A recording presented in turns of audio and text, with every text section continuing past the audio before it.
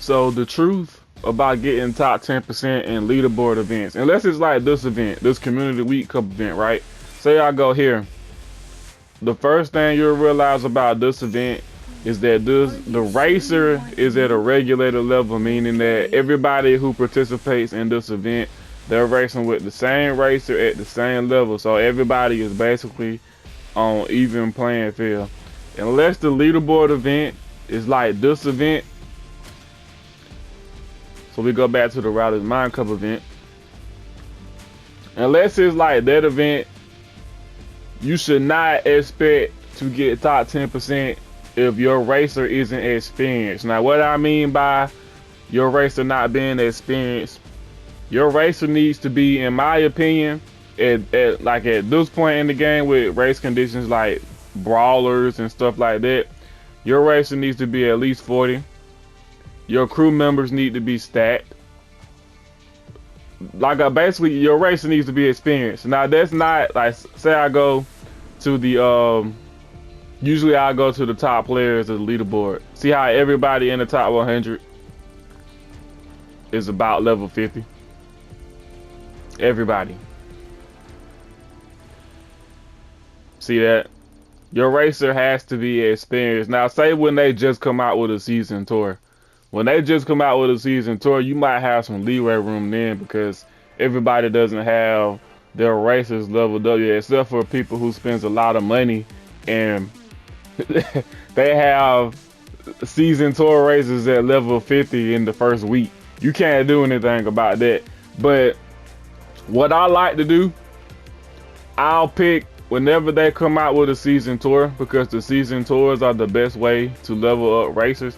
I'll pick one racer out there tour and I'll try to get them to at least level 40. So that's just like with the Inside Out season. The racer that I picked to get to level 40 was Joy. So my Joy is at level 40. Now, obviously upgrade coins will become a problem, but that's what I shoot for. I'll try to get at least one racer. Whoever I think, along the lines the best racer is or the easiest racer to level up, I get them to level 40. And Joy was that. But for this, you pay attention to the leaderboard. That'll give you an idea of who you need to race with. First place is Ralph. I think most people is using Hans. Hans actually has, I want to say he has the highest top speed in the game. I definitely think he may be, as far as top speed is concerned, the fastest brawler. Then you have Sully. His ability is actually good because it gives boost. I see a Sergeant Calhoun here. Her ability is actually good because it gives her boost too. But with that out the way, I'll look at that to get an idea of what everybody's using, and then I'll go into it. So obviously, for me, I use Hans. Anytime the race conditions calls for a brawler, I use Hans because, like I said, he has the highest top speed. My crew members with Hans are stacked, and he's maxed out. Jessie is a decent choice too. She's actually a good brawler, and that's who I was using before I got Hans. But Hans is basically who I use. My Sully, he's not leveled up, and my crew isn't really stacked. I seen some beast. My beast isn't stacked. Like anybody else, my crew just isn't stacked or is not leveled up. So I just stick with Hans. So that's basically who I'm using. So as you can see, my Hans is experienced, level maxed out, crew member stat. So I stand a very good chance of getting top 10%, and we finna see. On my honor.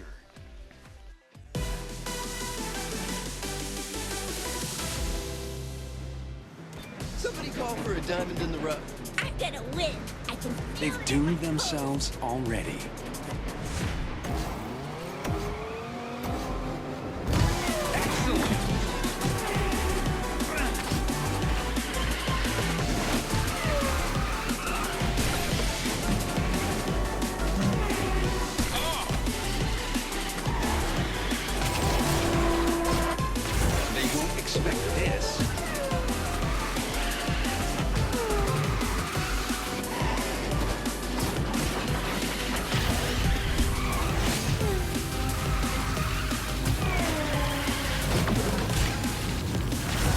yourself is always key.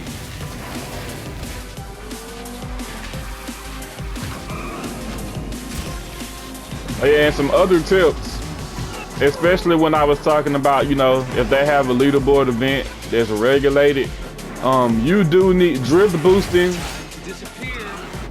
It's probably one of the more important aspects of competing in events like this. You do need the drift boost. I think some people are against drift boosting or they just don't do it. You have to drift boost. Besides that, routing, knowing the best route to take when you're racing on whatever track you're racing on. And I don't always take the best routing, but either way it goes, you need to know that. The hills, you need to jump those. Anytime you get a hill, jumping the hill saves time. So, you know, it's just a lot of other stuff besides making sure you're racing with an experienced racer. You have to know.